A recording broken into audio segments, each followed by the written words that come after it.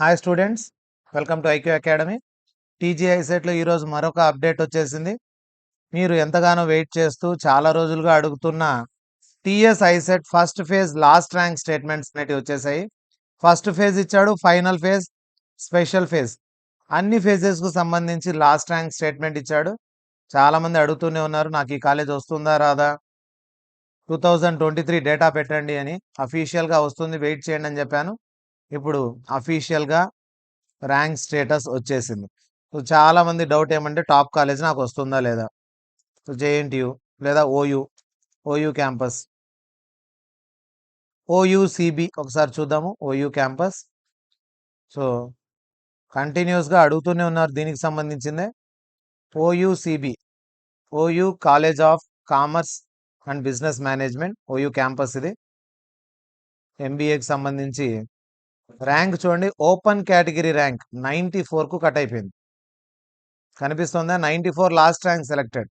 OC boys, తర్వాత OC girls ఉన్నారు. OC boys, OC girls, BCA, BCB, BCC, BCD, BCE boys girls, SC boys girls, ST boys girls, EWS general, EWS general అంటే general అంటే ఎవరైనా రావచ్చు దాంట్లో, girls. తర్వాత tuition fee, అన్ని details పూర్తిగా ఇవ్వడం జరిగింది. సో కంప్లీట్ డీటెయిల్స్ మీకు ఇక్కడ క్లియర్ వచ్చేస్తాయి. మీరు ఇంకా ఎవరిని అడగాల్సిన అవసరం లేదు. డైరెక్ట్గా మీరే ఇక్కడ ఓయూసిబి కొట్టిన వెంటనే ఓయూసిబి రెండు ఉన్నాయి చూడండి. ఓయూసిబి ఒకటి సెల్ఫ్ ఫైనాన్స్, ఒకటి నార్మల్. సో రెండు కూడా ఎంబీఏ సీట్లు. ఇక్కడ గమనించినట్లయితే సెల్ఫ్ ఫైనాన్స్ కింద ఉండే సీట్లకు 110 వరకు ర్యాంకుకు సీట్లు వచ్చాయి ఓసీ బాయ్స్కు. అదే నార్మల్ అయితే 94. ఏమి డిఫరెన్స్ అంటే సెల్ఫ్ ఫైనాన్స్లో 27K మాత్రమే మీకు రీయింబర్స్మెంట్ వస్తుంది, మిగతా రీయింబర్స్మెంట్ రాదు. మిగతా ఫీజు ఏమైతే ఉందో మీరు అది ఎక్స్ట్రా ఫీజు మీరే కట్టుకోవాలి. ఇక్కడైతే ఫుల్ రీయింబర్స్మెంట్ వచ్చే అవకాశం ఉంది మనకు 94. ఇన్కమ్ సర్టిఫికేట్ పైన డిపెండ్ అవుతుంది. 94 వాళ్ళకు, 94 మెంబర్స్కు ఫుల్ రీయింబర్స్మెంట్ వచ్చి ఉంటుంది. సెల్ఫ్ ఫైనాన్స్ కింద ఉండే వాళ్ళకు రాదు. తర్వాత వచ్చేసి 173 ర్యాంక్ గర్ల్స్లో, ఇక్కడ 235 ర్యాంక్ వరకు వచ్చింది సెల్ఫ్ ఫైనాన్స్ సీట్లలో. బీసీఏ బాయ్స్ గర్ల్స్ ర్యాంక్, ఒకసారి ర్యాంక్ని చూస్తే మీరు కనుక్కోవచ్చు. ఇంకా ప్రతిసారి నాకు మెసేజ్ చేయాల్సిన అవసరం లేదు. 300 ర్యాంక్ వస్తుందా, 200కి వస్తుందా, 500కి వస్తుందా. ఇక్కడ క్లియర్గా ఉంది. లాస్ట్ ఇయర్ కంటే ఈ ఇయర్ కాంపిటీషన్ ఇంకా ఎక్కువ ఉంది కాబట్టి సిమిలర్ కట్ ఆఫ్స్ ఉండొచ్చు. మ్యాక్సిమం దీనికి మించి అయితే పోవు, ఇంకా దీనికంటే తక్కువ ఉంటేనే better. So OC, BCA boys girls, BCB boys girls, ఇది బీసీబీకి సంబంధించి. బీసీసీ ఎవరు జాయిన్ అవ్వలేదు అసలు ఒక్కరు కూడా. సో ఎక్కువ బీసీసీ వాళ్ళు ఎవరైనా పెట్టుకుంటే దీనికంటే ఎక్కువ ర్యాంక్ వచ్చినా కూడా వచ్చే అవకాశం ఉంది. బీసీసీ గర్ల్స్ పెట్టారు, 235 ర్యాంక్ వరకు వచ్చింది. సెల్ఫ్ ఫైనాన్స్ వచ్చినా కూడా పర్లేదు. బీసీడి 379, బీసీఈ వాళ్ళకు 984 ర్యాంక్ వరకు కూడా వచ్చింది.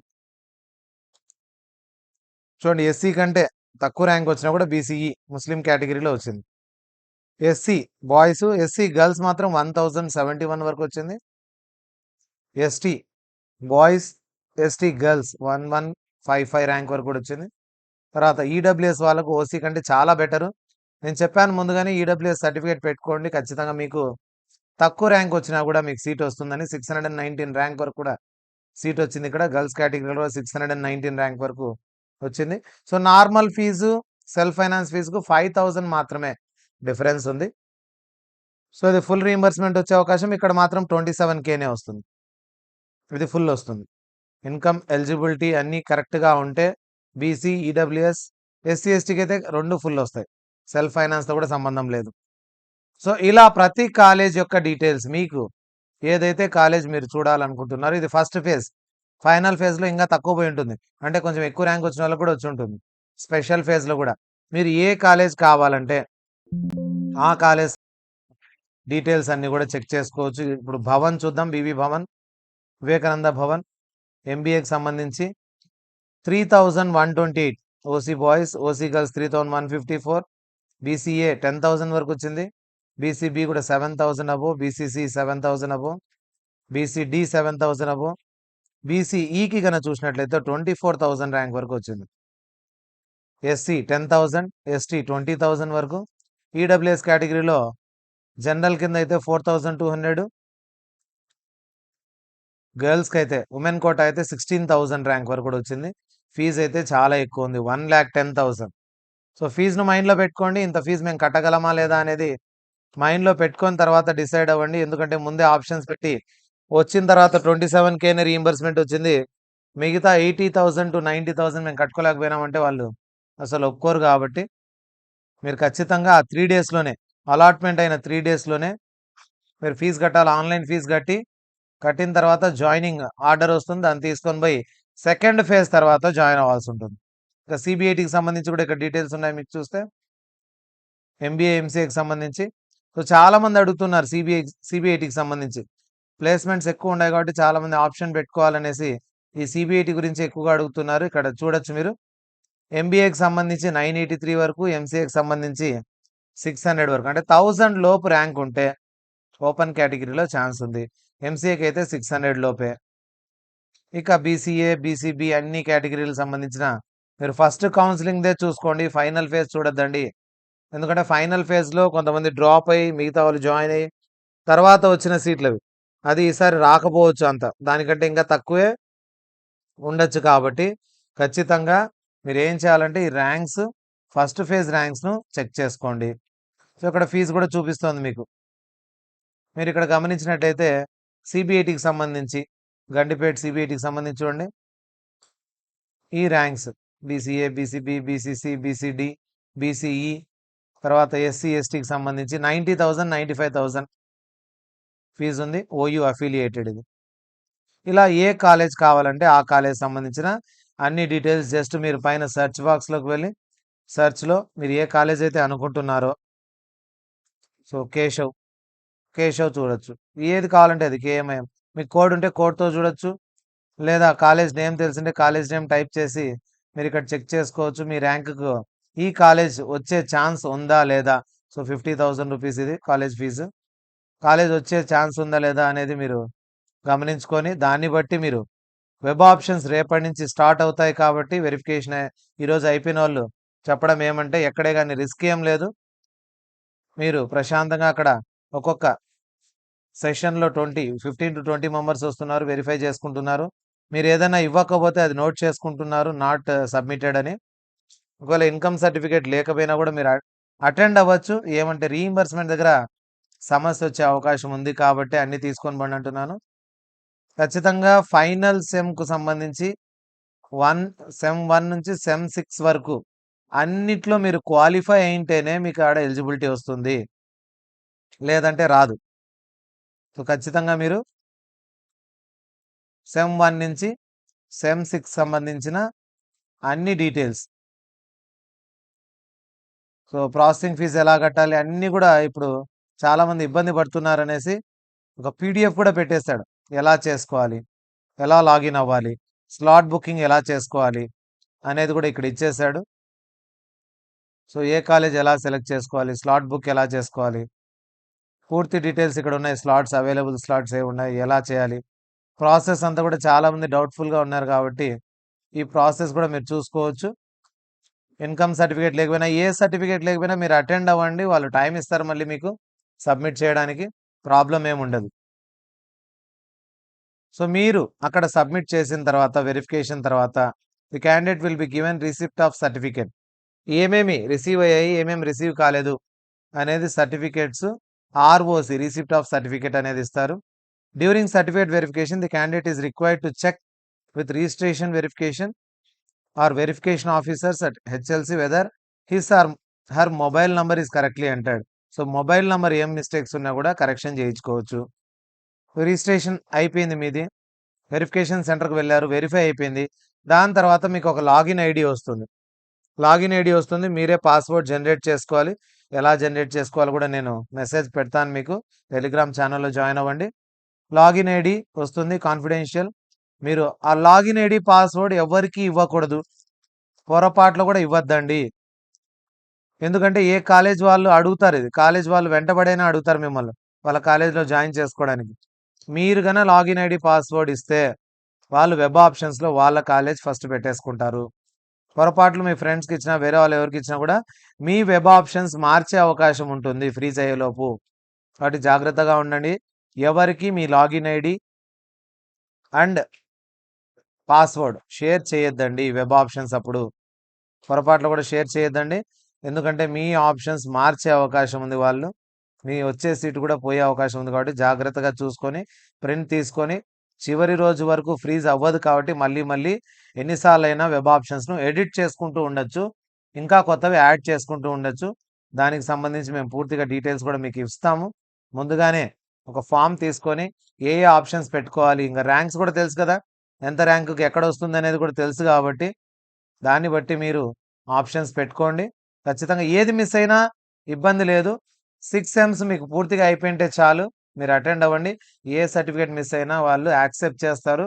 మళ్ళీ మీరు తర్వాత సబ్మిట్ చేయడానికి టైం ఇస్తారు. ఇబ్బంది ఏం లేదు. సో, వెరిఫికేషన్‌కి అయితే అటెండ్ అవ్వండి. వెబ్ ఆప్షన్స్ పెట్టుకోండి. కాలేజీలో జాయిన్ అయ్యేటప్పుడు మీరు రిక్వైర్డ్ డాక్యుమెంట్స్ సబ్మిట్ చేయలేకపోతే మీ సీట్ ఆటోమేటిక్‌గా క్యాన్సిల్ అయిపోయి స్పాట్ అడ్మిషన్స్‌కి వెళ్ళిపోతుంది. సో, ఇది జరిగేది.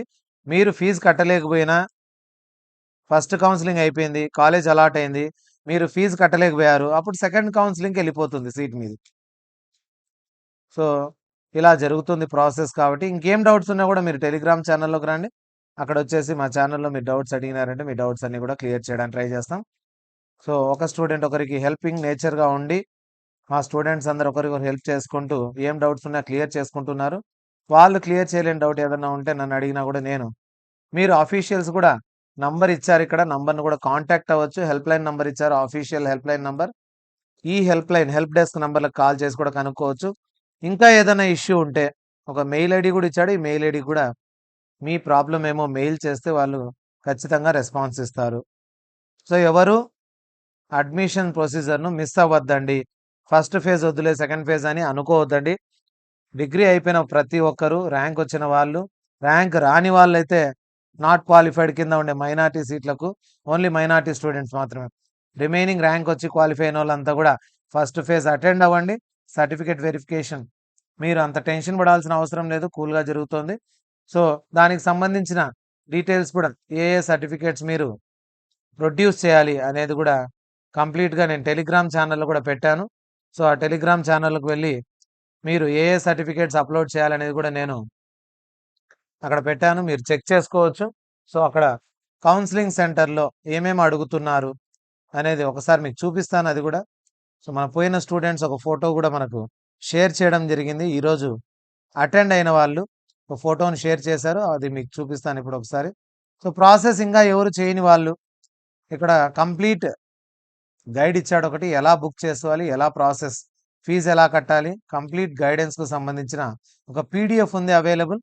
ఆ పీడీఎఫ్‌లోకి వెళ్లి మీరు పూర్తి డీటెయిల్స్ చెక్ చేసుకోవచ్చు. మీ పేమెంట్ ఫెయిల్యూర్ అయినా బాధపడాల్సిన అవసరం లేదు. 2-3 డేస్‌లో మీ అమౌంట్ మళ్ళీ రిటర్న్ వస్తుంది. మళ్ళీ పేమెంట్ చేయండి. ఏదైతే డెబిట్ కార్డ్‌తో ఫెయిల్యూర్ అయిందో మళ్ళీ అదే డెబిట్ కార్డ్‌తో ట్రై చేయొద్దండి. వేరే డెబిట్ కార్డ్‌తో ట్రై చేయండి. సో, కొన్ని సర్వర్ ఇష్యూస్ ఉన్నాయి కాబట్టి డెబిట్ కార్డ్ ప్రాబ్లమ్స్ వచ్చాయి. కాబట్టి first phase, final phase, special phase ఈ 3 ఫేజెస్‌కు సంబంధించిన కంప్లీట్ కట్ ఆఫ్ ర్యాంక్స్ అన్నీ కూడా ఇక్కడ అవైలబుల్ ఉన్నాయి. అందరూ డౌన్‌లోడ్ చేసుకోండి. ప్రింట్ తీసుకోండి వీలైతే. ఆ కాలేజ్ కోడ్స్ రాసుకోండి. మీరు అంత ఫీజు కట్టగలరా లేదా అనేది కూడా చెక్ చేసుకోండి. చెక్ చేసుకున్న తర్వాత మాత్రమే మీరు ఆ కాలేజ్‌లో జాయిన్ కావడానికి వీలుంటుందా లేదా అనేది చెక్ చేసుకొని దాని తర్వాతే కాలేజ్‌లో జాయిన్ అవ్వండి. సో, పేమెంట్‌కు ఫీజ్ అయితే కంప్లీట్ ఫీజు కట్టాల్సి ఉంటుంది కాబట్టి ఆ కంప్లీట్ ఫీజు మీరు కట్టగలరా లేదా అనేది డిసైడ్ చేసుకొని 3 డేస్‌లో మీకు అలాట్ అయిన కాలేజ్ ఎప్పుడైతే తెలుస్తుందో అప్పటి నుంచి 3 డేస్ లోపే మీరు కంప్లీట్ ఫీజు కట్టాల్సి ఉంటుంది కాబట్టి దానికి సంబంధించి అరేంజ్మెంట్ కూడా చేసుకోవడం బెటరు. లాస్ట్ మినిట్‌లో తొందరపడినా కూడా మీకు ఫీజు కట్టలేని పరిస్థితి ఉండి సీట్ క్యాన్సిల్ అయ్యే అవకాశం ఉంటుంది కాబట్టి సో, జాగ్రత్తగా ఉండండి. మీరు ఫీజు కూడా అరేంజ్మెంట్ చేసుకోండి. ఎంత లోపల ఉండొచ్చు, ఫీజు ఎంత ఉండొచ్చు అనేది కూడా మీకు అక్కడ తెలిసిపోతుంది. సో, ఇక్కడ మన స్టూడెంట్ ఒకరు షేర్ చేశారు. ఇది చూపిస్తాను మీకు. సో, ఏమేం తీసుకువెళ్ళాలి అనేది ఒకటి క్లియర్‌గా ఈ ఆర్డర్‌లో all original certificates and 1 set of xerox copies. 1 set అడిగాడు కానీ 2 సెట్స్ తీసుకువెళ్ళండి ముందే. ఆడ 2 సెట్స్ అని చెప్పాడు కాబట్టి ఒక సెట్ మీ దగ్గర ఉంచుకోవడానికి రెడీగా ఉంటుంది కాబట్టి certificates to be produced by the candidate at the time of certificate verification అని బ్యానర్ కూడా ఉంది ఇక్కడ. ఈ బ్యానర్ను స్క్రీన్ షాట్ పెట్టారు one of our student. Original certificates with 1 set of xerox copies కావాలంట. ఫస్ట్ హాల్ టికెట్ నంబర్ ఐసెట్ది, second వచ్చేసి ర్యాంక్ కార్డ్ పెట్టుకోండి, third Aadhaar card, fourth 10th class marks memo, fifth వచ్చేసి ఇంటర్మీడియట్. సార్ షార్ట్ మెమో ఉంది, ఏది ఉన్నా తీసుకువెళ్ళండి, లాంగ్ మెమో తర్వాత కాలేజ్లో సబ్మిట్ చేయొచ్చు. Intermediate marks memo, degree marks memo, year wise ఉంటే ఇయర్ వైజ్, టోటల్ కన్సాలిడేటెడ్ ఉంటే consolidated. Fourth to degree bonafide or study certificates, ఇక్కడ ఫోర్త్ అన్నాడు కానీ 9th గురించి కూడా యాక్సెప్ట్ చేస్తున్నారు. Transfer certificate, income certificate issued after on or after 1/1/2024.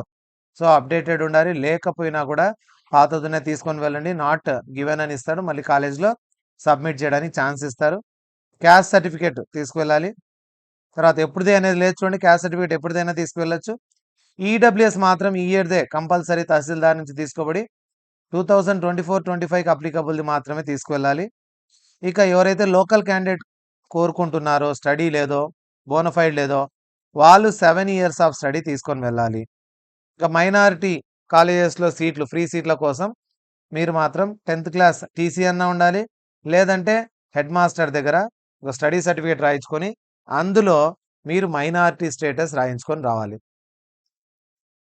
అంటే మీరు ముస్లిం మైనారిటీ స్టూడెంట్ అని మెన్షన్ చేసుకొని మీ హెడ్ మాస్టర్ దగ్గర సీలు సైన్ వేసుకొని రావాలి, స్కూల్ హెచ్ఎం. ఇక ఈడబ్ల్యూఎస్ వాళ్ళకి మళ్ళీ ఇచ్చాడు ఇక్కడ గమనించండి, 10% రిజర్వేషన్ ఉంటుంది జనరల్ కోటాలో. వీళ్ళు 2024-25కి సంబంధించిన సర్టిఫికేట్ తీసుకురావాలి, ప్రొడ్యూస్ చేయలేకపోతే జనరల్ కేటగిరీకి వెళ్ళిపోతారు, అన్రిజర్వ్డ్కు. సో క్యాస్ట్ అయితే కంపల్సరీ ప్రొడ్యూస్ చేయాలి. సో ఇది టోటల్గా ఫస్ట్ ఫేజ్, లాస్ట్ ఫేజ్ సంబంధించి. స్పెషల్ ఫేజ్ అంటే సీట్లు యాడ్ అయిన తర్వాత, కొత్త సీట్లు యాడ్ అయిన తర్వాత ఇది కౌన్సిలింగ్ జరిగినప్పుడు కట్ ఆఫ్. కంప్లీట్ డీటెయిల్స్ మీకు మరిన్ని డీటెయిల్స్కు, మరిన్ని అప్డేట్స్ కోసం, ఐసెట్ అప్డేట్స్ కోసం నా ఐక్యూ అకాడమీ ఛానల్ సబ్స్క్రైబ్ చేసుకోండి.